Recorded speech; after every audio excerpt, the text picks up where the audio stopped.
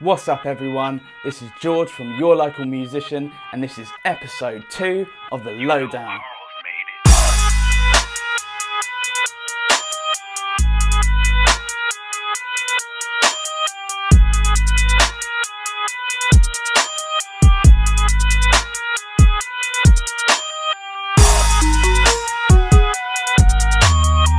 Well, my name's Harlz. I'm a beatmaker, music producer.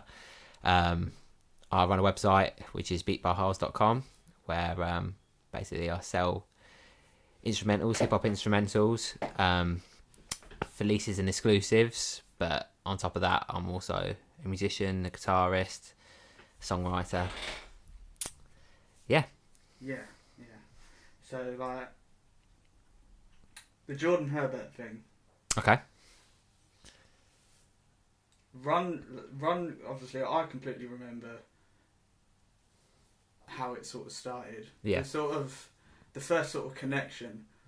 How did it come about? Because if, like, let's be honest, if anyone were to say that they probably know you right now, Yeah. it's because of relation to that. With the Jordan Herbert thing. So, Yeah. Where really did that come from? Well, I've known Jordan for years, but it wasn't until really in 2011 when we started working together, and that's when we wrote our first single, Past Life.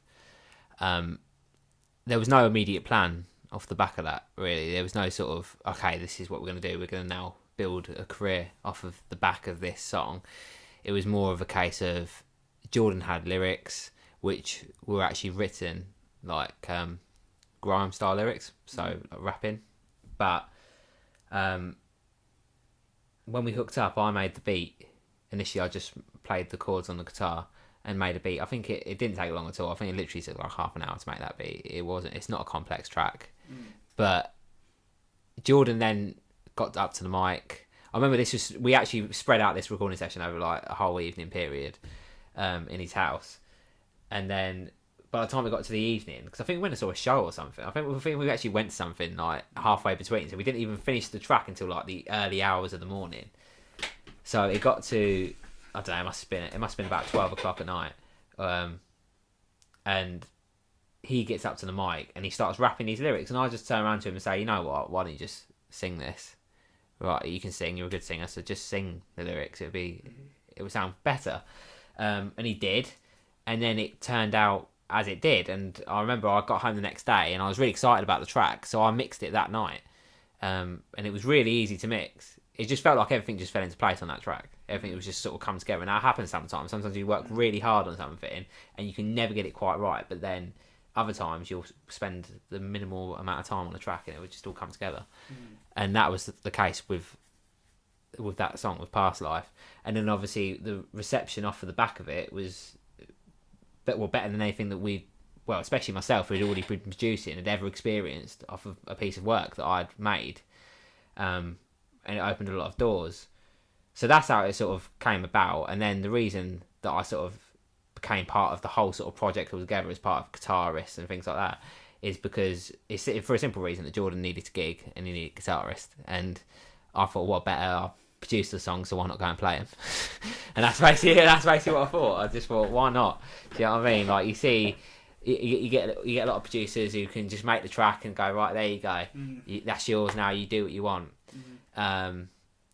But I was actually being able to go and work the gig circuit, which is something that I was interested in as well.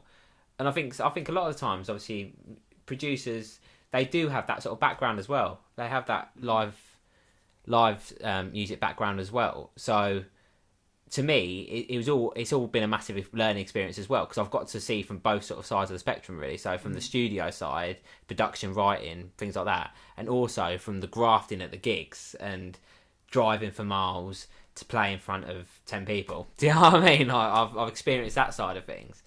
So yeah, that's sort of how it all sort of began, I guess. So, like, from there, because obviously, how now are you associating your sort of self? Because this is the first time, really, in sort of a kind of a professional sense, that you've stepped away from being the guitarist and being the producer. Yeah. Well, you're still the producer. Yeah. But you're producing for different people.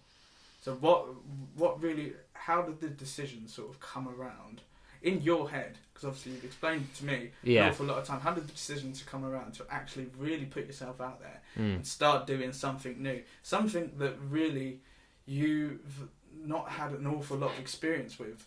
No. But so like you're doing the music thing now. What attracted you? Because obviously you're learning a whole bunch of new skills in this. Yeah. So course, where I don't know, what was the point that said that made you think we'll go, fuck it, I need to add to what I can do right now and put myself out there. Yeah, I mean, like, I guess it all stems from the same sort of thing, is the love of hip hop and the love of the music that I enjoy listening to outside of the music that I perhaps am associated with through my productions. I've always been, if I was going to listen to a particular style of music, it would be hip hop, and 9 times out of 10 it has been American hip hop.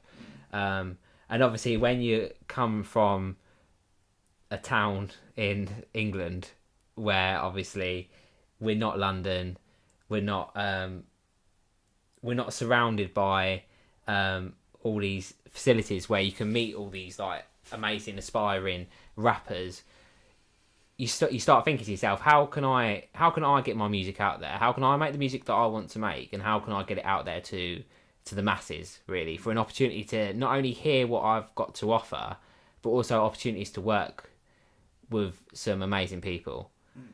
And the more I thought about it, I think it's a question that I sort of asked myself for a long time, but I think it was only really sort of kicked into action like really at the beginning of the year, the beginning of 2017.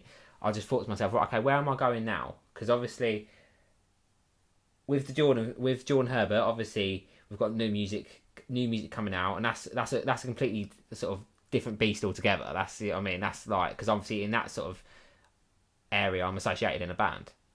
I'm part of the band, so not only am I producing the project, I'm also part of the project, if that makes sense. But with this, obviously I've cut out everyone else, and it's sort of just been more about what I'm doing and where I want to go and what I want to see being done with my music. And when I think back, when I first started getting introduced into production, the first website that I used to go on, I know you used to go on it as well, was SoundClick. And SoundClick was just full of producers who would upload their beats, and they would lease these beats out and then sell them exclusively. And I decided to look into this a bit more, because it's not something I ever considered doing, because I just always thought to myself, well, no, I want to produce for this next. I want to produce a number one. I want to be producing for number ones. But the older your view of making it, was very restricted. Yeah, of course, yeah. And I think it's like that with a lot of musicians as well. I think obviously from your perspective as well. Obviously, we both went to college together. When you go onto these music courses, the ideas in your head of what the music industry is like and what it actually is two completely different things. I think especially younger musicians think that they can record a good song, or even more, can write the best song in the world, but if nobody hears that song, then it's not going to do anything. Do you know what I mean? If that song isn't pushed into the right places, it's never going to progress anywhere, and that means you won't progress anywhere. And I think that is what I learned not only through my first taster into the industry. I'd say, okay, right, university and colleges are limited to what they can show you. They can show you skills and techniques, but there's no sort of, in the music industry, there's no solid proof of this is a job in the music industry. This is the way you have a career in the music industry. No one teaches you that. So I think in 2017, with the way that things are moving with streams, and obviously we've got people like Drake, who's, I just read earlier on, this is the first week in like fucking 10 years that he's not been in the top 100. Do you know what I mean? Which is crazy. Do you know what I mean? And it's mainly based down to streams. So I feel like today you need to sort of make your own path in the industry. And one way that I looked into it was through this whole beat making, beat leasing, marketing scheme, really.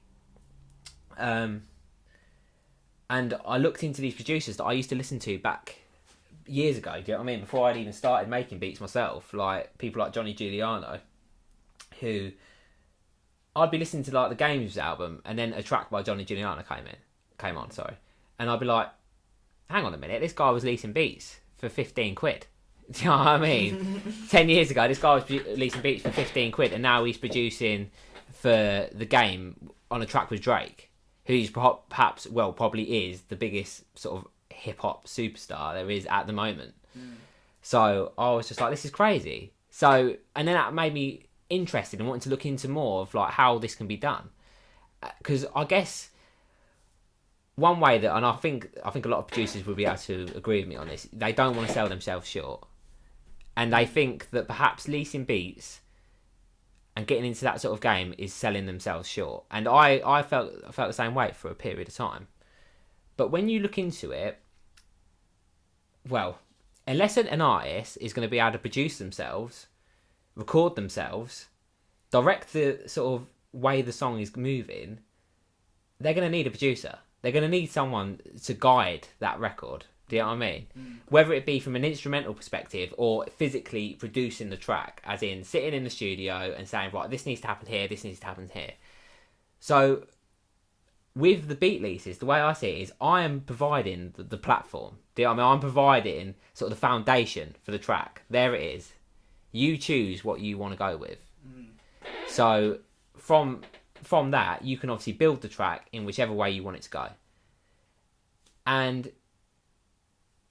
it's not limiting myself to who I'm working with as well. It opens up opportunities for me to work with people from all over the world without me physically having to be there. Do you know what I mean? I can do it from my own studio. Do you know what I mean? This version of living the laptop sort of life, really. Which I think is going to be the future, if I'm honest with you. Yeah. Like, I honestly think like the more facilities they give us to be able to do it ourselves at home, the more the recording studio is going to die out. And I mean, we've seen it happen already. Studios close down because they're not making enough money to stay open. Because 30 years ago, if you wanted to record a track, you went to a studio. Do you know what I mean? But yeah, they're closing down, and producers have been able to do it themselves. Do you know what I mean? You can get an interface, you can pick up an Octopre, and you can record a full band. Do you know what I mean? That, like, the thing is with me, the reason that I believe the studio should still exist, and the reason you should still go to a recording studio is because, in my eyes, you're paying for the room. You're paying for the acoustic treatment. You're paying for the way that room sounds. And perhaps using analog gear that you wouldn't be able to afford unless you're either born with a silver spoon in your mouth or you just got a shitload of money. Do you know what I mean? And if you can spend fucking... Unless you're fucking minted. Yeah, that's it. If you can spend 50 grand on a bit of kit, you know what I mean? Fair play to you, mate. Do you know what I mean? Fair play. You're a rich prick. Yeah, that'd be awesome. But I've completely forgotten what the point I was trying to make. Fucking picking up and now learning. Not only, well, obviously you found your sound with sort of beat makers. Like even that I've noticed over the past obviously like the most I can remember back is to when we were like fucking 14. But obviously that actually. It's weird for me the way that I sort of look at things, because obviously not only am I to do this myself, obviously I look at a lot of different markets and stuff like that, and I'll see different people sort of progress, and your sound's completely changed within a period of about a fucking year, and like I feel like you've gone from being maybe a version 1.0 to a version 2.0 quite quickly. And like, so you've learnt that bit, and you know what you're doing there. But now you're essentially starting off with something new, because like marketing's a different game. Yeah, it's a different game, and like now you come into these sort of things of like having to understand a certain demographic and audience that you're trying to target. Because not only with what you're doing, with beat leasing and things like that, you are targeting a specific demographic. Yeah. But when you're just sort of the person that's producing a track and you're not really the headline sort of thing, you're sort of just putting it out there. Yeah. You just put it out there, and like. I've no expectations. Do you know what I mean? Like the thing is, the way I see it is the beat's done when I finish the beat. Do you know what I mean? Yeah. Whereas obviously if I work with another artist, it's like, okay, the beat's done. Now I want to see what you're going to bring to the table. You bring your bit to the table, and then the track's done. Or when the mastering engineer sends me back the final master, then I'll be like, okay, the track's done. That's cool. But now it's sort of like you make the beat, you upload the beat, you promote that beat. Do you know what I mean? And then obviously you then see who's going to jump on that track, and that's exciting, man. That's you know what I mean. That's because obviously you don't know who's going to pick up that track. It could be anywhere in the world. Someone could pick up that track. You could have people from countries that don't even speak the same language as you, and they could pick up your track and do something with it. And also, I think people, I mean, especially producers, like they should think about it in the way as well.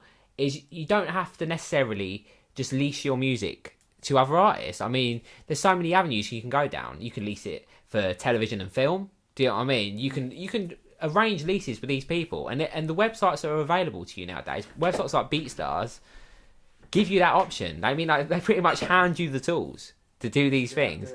They give you contracts that you can edit, so that you can obviously set yourself up as a business. Yeah. I mean, they give you a website. I mean, like, obviously, because I did build my own website, I'd say build your own, of course, but BeatStars do give you a website, do you know what I mean? And they give you an awesome beats player and a quick and easy way for your customers to come in, listen to the beat, and if they like it, they choose their license, and then they download their track, and then they do what they need to do with it. I mean, if they don't want to, they might not even contact me again. I mean, I'd like to think I want to build a good repertoire with people. I want to hear what people do with my music. Do you know what I mean? I want to see what's happening. But I just think that's a great concept. The fact that you're able to reach out to all these different people that have got the same love for hip hop or R&B or whatever genre it is, and you're able to make something completely new out of it. So, like, do you ever, within the sort of, because obviously I quite often sort of feel like this, is that people from sort of average backgrounds, people that are willing to just sort of stay put and work a 9 to 5. Yeah.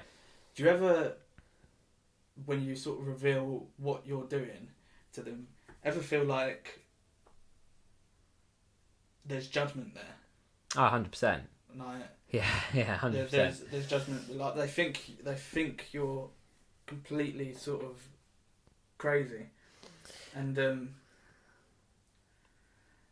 I think sometimes people don't understand the reason musicians in general do what we do, and the sacrifices that have to be made, and sometimes that is money. Do you know what I mean? Money's. I mean, like, that's why you have so many producers, so many of these bedroom producers who literally, I mean, the clue's in the name. They're literally in their bedrooms like all day, every day, just perfecting their craft and making beat after beat after beat after beat. But I think sometimes, I mean, I've experienced it in the past. I'm sure you have as well. You try and explain to someone about what your ambitions are, your dreams, and what you're sort of trying to pursue.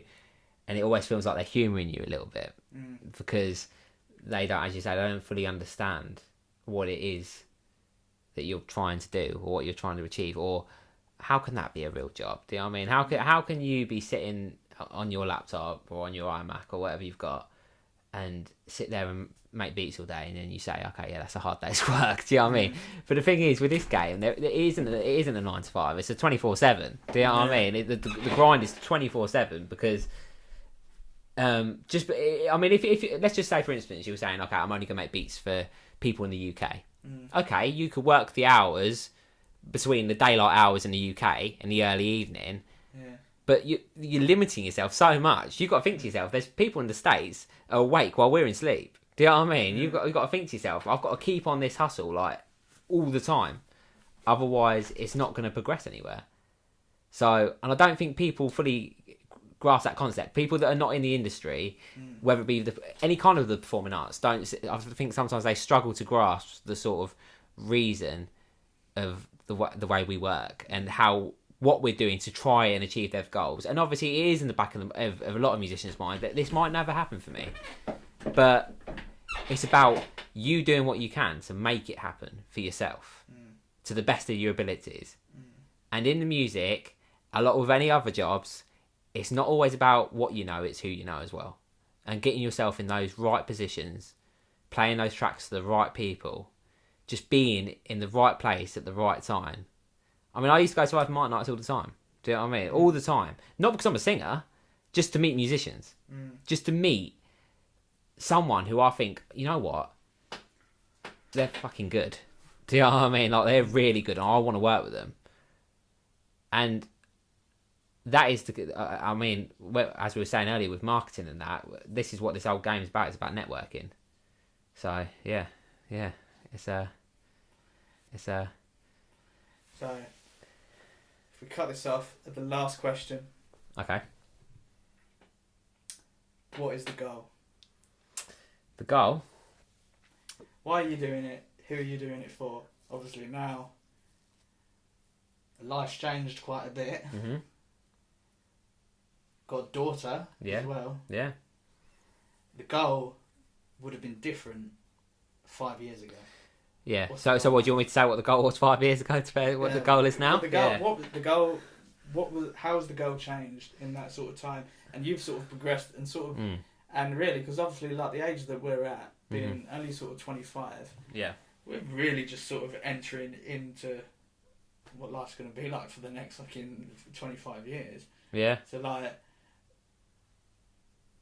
now we're not kids anymore. Do you know what I mean? So like, I know the goal was different back then, but now you've not only got an awful lot of sort of like responsibilities. Yeah. So, well, the goal back then was probably to be, like, I mean, be a shit hot producer. You know, I mean that was the goal back then. The goal back then was to make these, you know, sick beats. Fucking everyone loves your beats, and to work with these superstars. Do you know what I mean? Be in the studio with people like Eminem and fucking. Do you know what I mean? All these different people. That was the dream back then. To be like, have my moment to shine, to be picked up by a record label, something like that.